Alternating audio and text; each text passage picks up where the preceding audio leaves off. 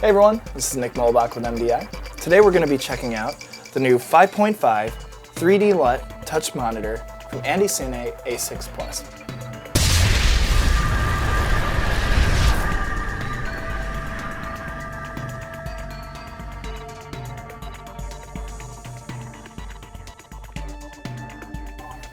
If you like this video or any other video that we put out, please consider subscribing and hit that notification bell. Also, please consider checking us out on Amazon.com under the name Johnny Woo for more unbiased opinions. In mid-July, we received this 5.5-inch 3D LUT touch monitor from AndyCine.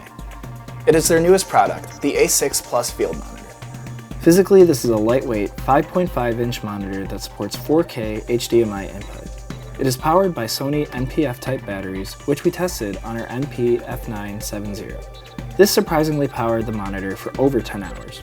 Right there, you can also use the Canon LP E6 batteries as well.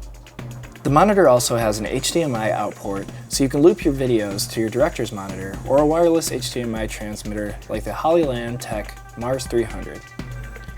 At the bottom, it contains an SD card slot where you can import your own 3D LUT, a DC 12-volt port, a 1/4 20 screw hole, and a headphone jack in order to monitor sound. Next to the HDMI ports, there's a DC out 8-volt port, which we have successfully powered our GH5 with the AndyCine dummy battery. The top of the monitor includes a power switch that also toggles the on and off features for the touchscreen, as well as a scroll push button for the selections and menu. The inside of the box includes a sunshade, a tilt arm, and a micro to HDMI cable, which not many of us use now, as well as a basic manual.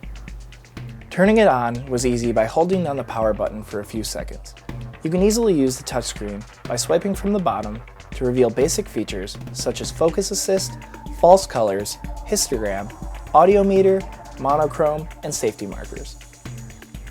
You can reach this shortcut menu without the touchscreen by using the wheel on top of the monitor, pushing it once to activate, and then using the scroll wheel to select your desired option. You can adjust the backlight or brightness by using the left-hand side of the screen or by the wheel without pushing it in, while adjusting the volume of the right-hand side of the screen. From our experience, we believe the touchscreen to swipe downward or around to control these features is cool, it's just too sensitive to use it appropriately.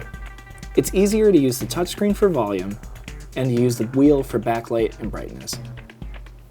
Connecting the A6 Plus to the GH5, we found that the color between the two are very spot on, and it's bright enough to be used with its 500 nit screen. It is still not recommended to use outdoors in the direct sunlight. We just recently used it for our fan film, and even with the sunshade on, it was still very hard to see. Maybe it could potentially be put into a firmware update in the future. Speaking of firmware updates, it is done through the SD card by putting the firmware onto the card and loading it straight into the monitor. Other than the shortcut options that were very easily accessible, the only way to reach the main menu is by double tapping on the screen. It will reveal several options on the left-hand side. The first one contains all the shortcut options from before, plus a little bit more. Histogram, focus assist, focus color, audio meter, zebra, monochrome, and false color. The second option is for safety marker, center marker, market matte, and the marker's color. The third option includes scan mode, video aspect, anamorphic mode, flip H, flip V, zoom up to 300%, freeze, and pixel to pixel. The fourth option is for 3D LUT application, where you turn LUT on, select which type of LUT, and import from SD cards.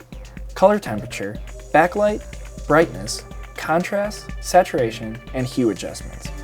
We film a lot with the GH5 and 10-bit HLG, so a 3D LUT display can help us see what color would look like during post-production. And finally, the last option, setting, where you can assign the wheel for backlight or brightness, display language, transparency, OSD time, volume, or to reset for firmware update. Overall, we like this small monitor. We're planning on using it as our main monitor for our gimbals and cameras.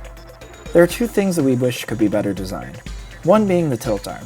Whenever you try and swivel it, it can loosen up, prompting it needing to be tightened again. The other is the hot shoe mount for the tilt arm. For cameras like the GH5, it doesn't allow you to insert it all the way, causing it to potentially become loose and fall off. You can currently order the AndyCine A6 Plus from any major online retailers such as B&H, Autorama, Amazon, and eBay for $229. Also, check out their websites for any future coupons that you might be able to find. Thank you so much for watching this review, and if you like what we're doing, please consider subscribing and leaving the notification bell on. I'm Nick Molbach, signing off.